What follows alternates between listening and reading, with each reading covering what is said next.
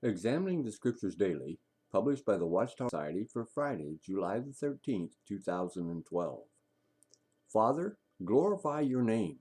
John 12:28. As the time for his sacrificial death drew near, Jesus became increasingly aware of the weighty responsibility he bore.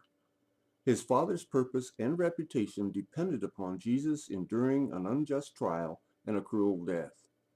5 days before his death, Jesus prayed, "Now my soul is troubled, and what shall I say?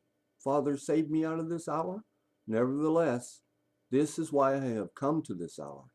After expressing such natural human feelings, Jesus unselfishly switched his focus to the matter of greater importance and said the words of today's text. Jehovah immediately responded, "I both glorified it and will glorify it again." Yes, Jesus was willing to go through the greatest test of integrity any human has ever had to face. But hearing those words of his heavenly Father undoubtedly gave Jesus strong confidence that he would succeed in magnifying and vindicating Jehovah's sovereignty, and succeed he did. Some comments from the same Watchtower. As Jesus hung on the torture stake, about to take his last agonizing breath, he said, "It has been accomplished."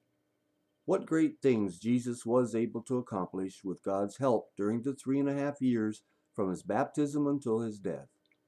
When Jesus died, there was a violent earthquake, and the Roman army officer in charge of the execution was moved to say, "Certainly this was God's Son." The officer had apparently seen Jesus being mocked for claiming to be God's Son. Despite everything he suffered, Jesus maintained his integrity and proved Satan to be a monstrous liar. Regarding all who support God's sovereignty, Satan had made this challenge: a person will give up everything he has to save his life. By his faithfulness, Jesus showed that Adam and Eve could have proved faithful under their much easier test. Most important of all, Jesus' life and death upheld and magnified the righteousness of Jehovah's sovereignty.